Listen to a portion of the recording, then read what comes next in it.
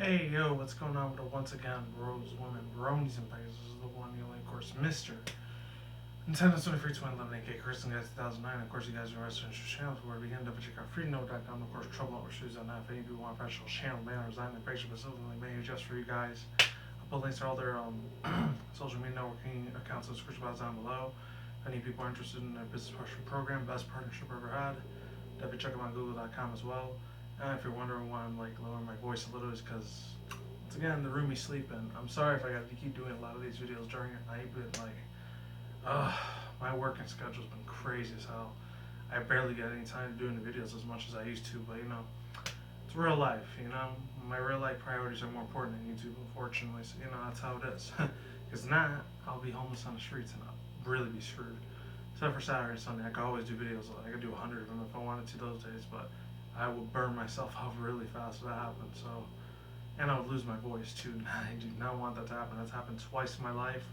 That's because I caught like a common cold disease. It was really, really bad. It was just this past year in May. If any people remember, in early June, until July, I finally got it back 100%. It's been like almost 4 months since I had it back. So, and the last time I think it was 2009 or 2010.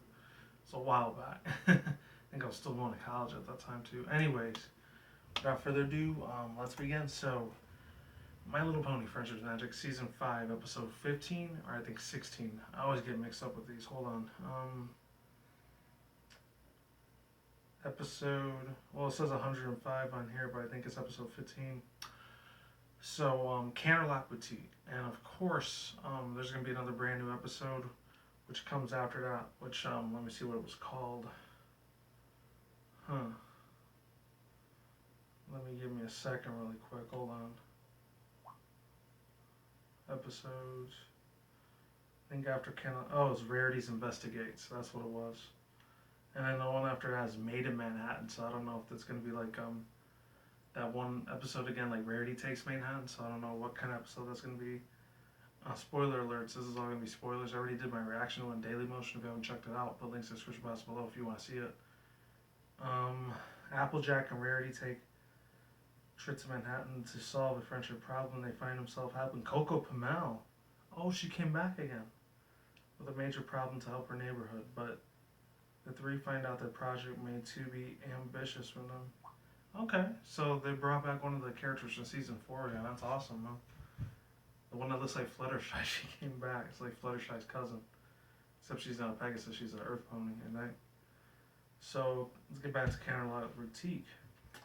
I've been meaning to do this episode for a long time. This is going to be a shit ton of spoilers in here, so if you haven't seen the episode, spoilers, might as well X out this video now because there's going to be a crap ton of them. I'm just going to lay it all down. So, okay, so production development. M.A. Larson's website had listed 5 episodes, 14 within The Rotten Apple, June 27th, 2015. Larson tweeted, "Who do you trust more, me or Zap It?" And later tweeted that the correct answer was Zap to It. Starting with this episode, Jason Thiessen serves as a consulting director and Jim Miller takes over Thiessen's role as a supervising director. Former animation director Denny Liu makes his directional debut in this episode. Also, Megan McCarthy resumes her position as story editor. Sassy Saddles was named Amy Keith and Rogers' daughter, Morelia. That's who it was from. Okay, not bad. According to Rogers, 2 lines of dialogue were cut, one by Bright Pony and Goth Pony and one Rarity. The incidental pony at the end of the episode was designed by one of the characters' designs from DHX Media, of course. Who else besides them and Hasbro?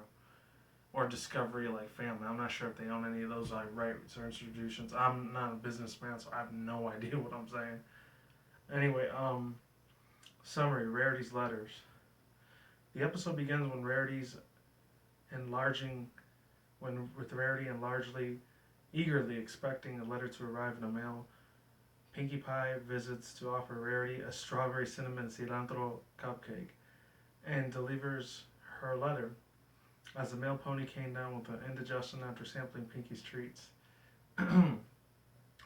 Rarity opens the letter and she is overjoyed to learn that some real estates have become available in Canterlot, so she's finally realizes her dream to opening the boutique there. Pinky briefly shares Rarity's excitement before she also comes down with the cupcake indigestion. Oh man, a crazy bitch, man. But they're two of my most favorite ponies on that main six, so that's awesome to see them both together like that. So what else does it say? Canterlot Castle. Welcome to Canterlot Castle. The rest of the main six and Spike visit Rarity's new boutique named Canterlot Casserole. No, Canterlot Carousel. And they are very impressed. Rarity introduces the ponies to her manager, Sassy Saddles, who was responsible for putting together the boutique's grand opening. Sassy has a multi-point plan to bring Canterlot Carousel. I keep saying casserole, I don't know why. Carousel business and success, starting with the line of dress themes after the royal princesses. Twilight Sparkle even agrees to model the centerpiece during the grand opening, or the store's grand opening. When the doors of Canterlot Carousel are finally open to the public, Sassy Saddles unexpectedly takes charge of the event.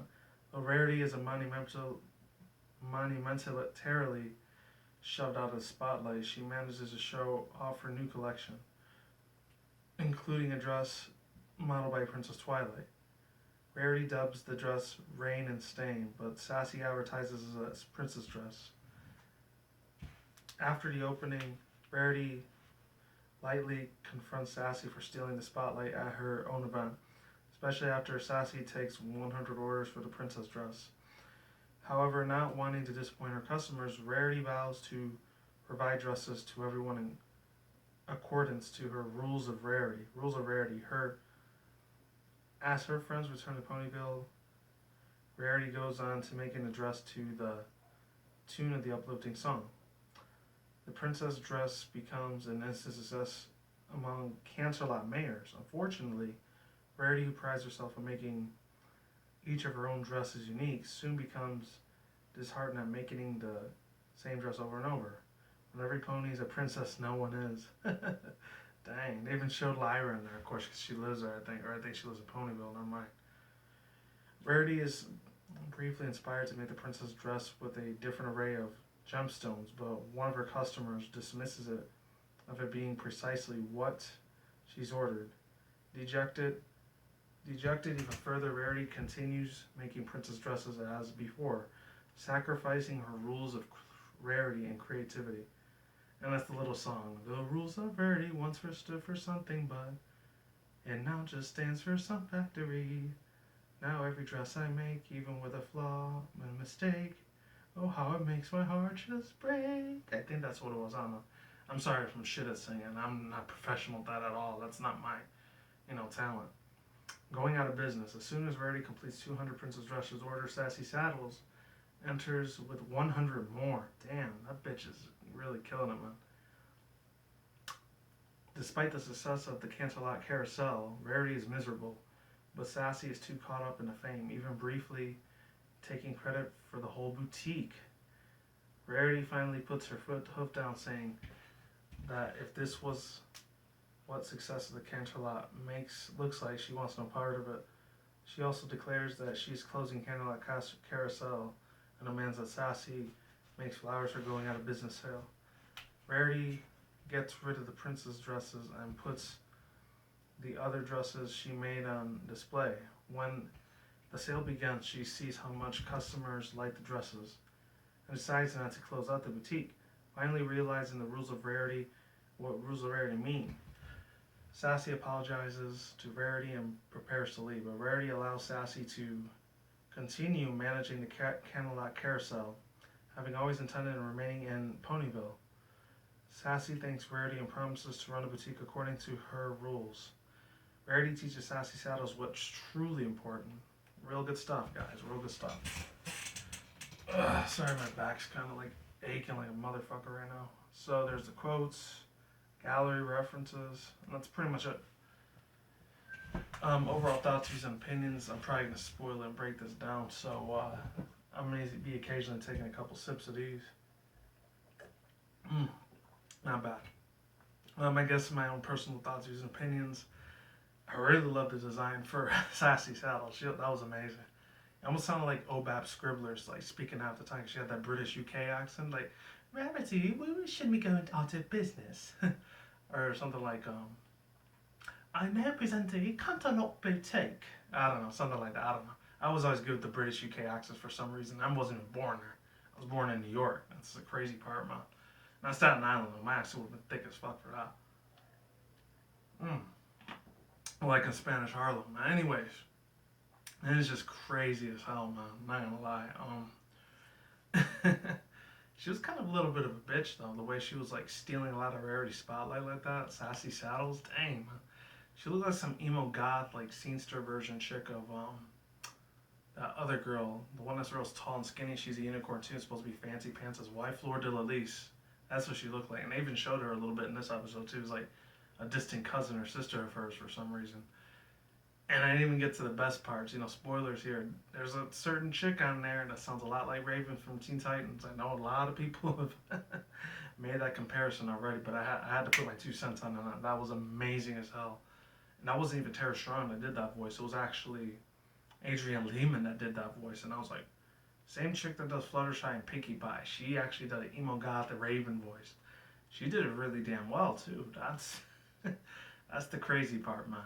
And then the other chick that did Minuet's voice, I think that was either Adrienne Lehman, Ashley Ball, or the other chick. I don't know if it was Nicole Oliver, somebody like that.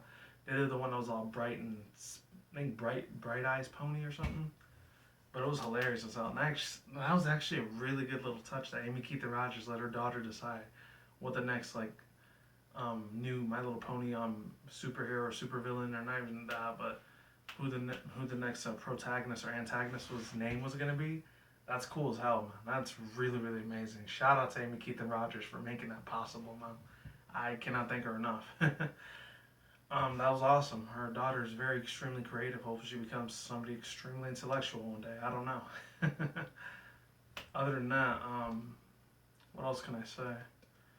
I just felt like, I know this is a Rarity episode, and I love that chick to death. She's like my second favorite pony next to Pinkie Pie. And of course Luna, and then of course with the background ponies like Derpy and Vinyl, and I guess, what's that other chick's name? Not Octavia, but I think Carrot Top. That's what her name was. Her, or wasn't Carrot Top? It was probably like Cloud Kicker or Cloud Chaser. I don't know. But oh my god, this episode was all over the place. I don't know why the main six were there. I guess with Twilight Sparkle, if she would have just been on her own, then I wouldn't have been pissed off that they didn't show Pinkie Pie, because I'm glad that they did. But Hasbro and DHX didn't have to do that, but I'm really, really happy that they did. And of course, this was, in a way, it's kind of like a big advertisement for a lot of girls to just get dresses and shit like that and buy those. That's what I kind of see it as, And again, we are talking about Hasbro and DHX. They're always been known to like sell toys and shit. Hell, they used to make back in the '90s when Pokemon was big. Back in the day, I found out they made half of the tops and a lot of their Monopoly toys back then, which I had no idea about until last year. I was like, wow, they had a hand in that too. I had no idea. And now for the Amiibo, though. Of course, those are made exclusively for Nintendo, obviously, but it's not what I'm here to talk about. I'm talking here about My Little Pony. What else can I say? I guess lesson of the day, or story of the day, or life lesson of the day is just don't let anyone push you around or bully you. And even if they act like you're superior, when you're like your social intern, or they're like the employer, they're not the boss or the CEO of that industry or organization that they're trying to run. And Rarity was the one that was the boss, and she still kept getting pushed around by one of her advisors or whatever. And that shouldn't happen. That should never happen in real life ever. That's like not to try to get in politics. That's like Joe Biden pushing on Barack Obama to tell him what to do and how to run the country. That wouldn't make sense at all. Or I don't know. I guess Mr. Miyamoto and the other dude, now that they're like the followers and fellow creators, because we got that confirmation yesterday about one of the CEO, President Nintendo. I'm still trying to remember his name. Shikadaki Tagashia or something like that. It's like they're trying to push him to tell him how to run the industry and what games to sell. That wouldn't make sense at all. So I don't know. I guess lessons should be learned. A lot of the little voice acting was really nice at the end. The last 4 minutes of that episode was really really great, man. That was the highlight of this episode for real. Actually with the little fat overweighted pony at the end, it's like, do you still have the princess brushes? And she's like, no, and she's like, what? Oh well. Oh my god, I don't know who came up with that idea, but I guess it's a little bit different for women as for men. Me, I never really gave a crap about like clothes and stuff. I know I'm a big dude, but shit, it never really mattered to me. But this is for females, the ones that are thicker and curvier, especially with black and Latina chicks. They're the ones that like it's harder for them to fit in skinny dresses. Because certain individuals, I'm not gonna say, because I don't want to sound like a racist asshole or nothing, but they usually like promote and self market a lot of that stuff to a lot of skinny girls. And it kind of sucks, I'm not gonna lie. For them, for me, I really don't care. But yeah, I guess they wanted to make sure, like, oh, even though you're big, you're still beautiful, anyways. I mean, some people they even like BBWs and shit. I have no problem with that. I actually fucked a few fat girls a few times back in the days. I'm not gonna lie, it was not bad. I mean, skinny ones are okay too, but they just don't have, how they say, no pushing for the cushion. That is a very true ass statement, man. I couldn't do that ever again, man. But anyways, for me, I know it sounds extremely self-absorbent and very sexist, but they're gonna have big tits or the big ass. That's all. They don't have neither one of the ors, and they're not getting laid. That's it. Simple as that. Plain and simple. Not just trying to sound like a stingy, greedy asshole, but that's just how I treat women. I'm sorry. I'm not like a pimp or nothing. I'm just letting people know. Yeah, other than that, the last things I'll say about this is the other lesson that was completely subliminal. I don't know why, but I don't know what was going on with Sassy Saddle. She was just a little bit of a freaking instigator. Like she kept pushing Rarity to do this and do that, like she was some type of factory girl or something. And I felt really bad for Rarity for that, for her going through that sad, traumatic experience because she wanted to have fun. She didn't want nobody else taking her spots. Like, no, I don't want no assembly line. Like, judging the assembly line. It's like, no, I don't want that to happen. And I felt bad for the chick because it's really, really sad. There wasn't that much plot or continuity holes or anything like that. I guess with the speed up, there wasn't too much what's it called, lacklusterness. The episode didn't really slow down. It went really really fast for me. And that one pony, I don't know what his name was, but oh my god, the one where he does the face like this, he's like ah. That's definitely, I can shit you not, people. That's so gonna be a meme. I can already see it. It's probably already meme even as I speak. Same with the other two ponies. The one where it says, this dress makes me feel like a princess. Like, the one that's that goth emo chick, like Raven. And then the other one that's all the pervy, right? It's like, yeah, no, it makes me feel like princess too. That's like Pinkie Pie. There's already 1,000 memes on them already. And it's only been 4 days since this episode's aired out. That shows you how fast as hell this brony community is. I even got on top on Twitter, says, I guarantee you people, this is definitely going to be a meme within the next 24 hours. And the next 24 hours, there was almost 1,000, probably 1,000,000 other retweets that happened on that exact same facial expression. The facial expressions are good, by the way, especially with that cinnamon swirl, like carrot cilantro pie that Pinkie Pie made. That was really good. I like that. Real good stuff. Okay, that's enough for spoiling. Oh, one other thing I'm going to spoil it for you guys if you haven't seen it already, which I don't know why you would be here by now unless you don't care like I do, because I love the hell out of spoilers. The one part where that one girl, I don't know what it was, but she reminds me a lot of the bronies and pegasisters that do the voices for the females, especially the pegasisters, like, I guess Pinky Rose, Lost Narrator, Magpie Pony, a couple other ones like Rachel EMV, Brittany Ackerman. People I've talked to a few times that are really, really kind-hearted, down-to-earth peoples. Jenna Bunn, aka Jennifer, something else, I forgot her last name. Who else? Rainbow Lightning Bliss, not Rainbow Bliss. Who else was out there? Keyframe, even, like the ones that do a lot of the voice acting for the females, like they're just the fans of it, not the official people. But yeah, you get the point what I'm saying. And they remind me a lot of this one chick. It says, "Oh, is this the dress that like it's on sale?" It's like, "Oh, that's actually it's still in what's it called? It's still in production line, but wait till it's over. It's like, no, it doesn't matter. I'll take it anyways. Like, wow, okay. She didn't even care if it was unfinished, and she still, regardless, ended up taking it off of Rarity Suits. That's a kicker, man. That really is. That reminds me a lot of the other girls I do the voice acting. Every time I see it on YouTube somewhere in my recommended list, I was like, why the fuck not? Might as well check it out whenever I'm not doing a video. Like I am right now, I can't do that. But once I'm done with this video, I might go ahead and do that. But I got an hour. I got another hour and a half before I go to sleep, before I go to work tomorrow. So, yeah, there's that. Other than that, I'm gonna give this thing a 9 out of 10 because that one girl's kind of a little bitch. I really don't like it. Sassy Saddles is kind of like that. She still sounded like Obaf Scribble when she talked, but she's got the United Kingdom British accent, so it doesn't surprise me there.